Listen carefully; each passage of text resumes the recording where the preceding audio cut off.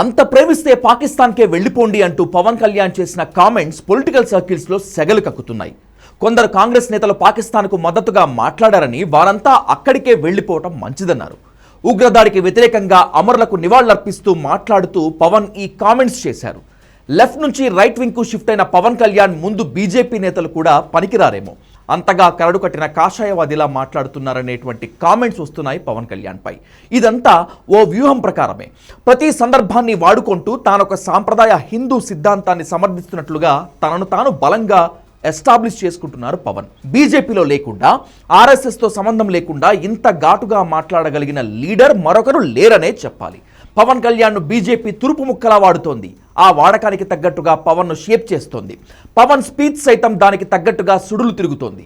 ఈ మధ్య కాలంలో కాషాయ వస్త్రాలు పవన్ వేసినన్ని రోజులు బీజేపీ నేతలు కూడా వేయలేదేమో.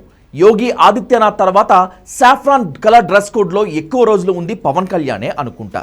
ఆయన ఫ్యాన్స్ కూడా మార్చమని అడిగే పరిస్థితి వచ్చింది. ఆఖరకు మోదీ సైతం ఎన్నాళ్ళీ డ్రెస్ అని అడగాల్సి వచ్చిందంటే అర్థం చేసుకోవచ్చు. ఎన్నికల ముందు వరకు జగన్ను ఓడించే లక్ష్యంతో అదే ఫ్లేవర్తో ఉన్న పవన్ కళ్యాణ్ గెలిచిన తర్వాత మాత్రం బీజేపీ ఫ్లేవర్లోకి వెళ్ళిపోయారని చెప్పాలి. తిరుమల కల్తీ లడ్డు ఆరోపణల నేపథ్యంలో అందరికన్నా తీవ్రంగా స్పందించింది పవన్ కళ్యాణ్.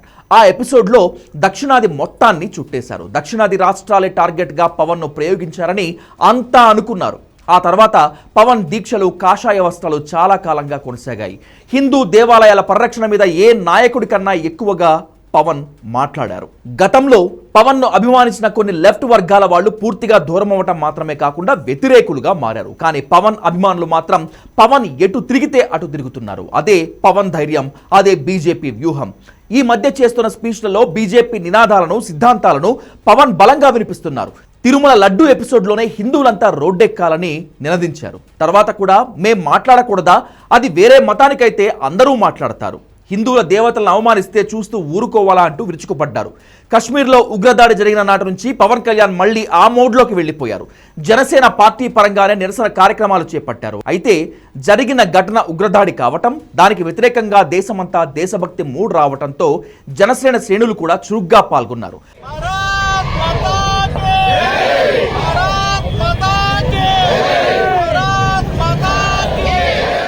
పవన్ బాధిత కుటుంబాలను కలిసి ఓదార్చడం, ఆ సందర్భంగా పాకిస్తాన్కు హెచ్చరికలు చేయటం కూడా పవన్ రోల్ను మరింతగా బీజేపీకి దగ్గర చేశాయనే చెప్పాలి. కర్ణాటకలో కొందరు కాంగ్రెస్ నేతలు పాకిస్తాన్పై మనం అలా వ్యవహరించకూడదంటూ మాట్లాడటం చాలా మందికి కోపం తెప్పించింది. కానీ ఎవరూ పైకి మాట్లాడలేదు. మోదీ సైతం దేశమంతా ఒక్కటే నిలిచిందన్నారు, కానీ ఎవరిని విమర్శించలేదు. కానీ పవన్ కళ్యాణ్ మాత్రం అలా మాట్లాడిన తర్వాత కాంగ్రెస్ వారిని పాకిస్తాన్కే పొమ్మన్నారు. ఇప్పుడు ఇది హాట్ టాపిక్ అయింది. Will come to Pakistan. If a need arises, if a need arises that they want to do that kind, they want to spill blood, they want to fill blood there, I think we'll come there. We'll spill our blood for our nation. I think any sensible leader, any leader of a great responsibility, he should not have spoken like that. I think he should be reminded of his past, his country's past. ఆ ఒక్క dialogue Congress కు చేసే damage అంతా ఇంతా కాదు. వారు ఇప్పుడు ఎంత కాదని లేదని మొత్తుకున్నా ప్రయోజనం ఉండదు. పవన్ డెలివరీ చేసే డైలాగ్కు అంత పవర్ ఉంటుంది.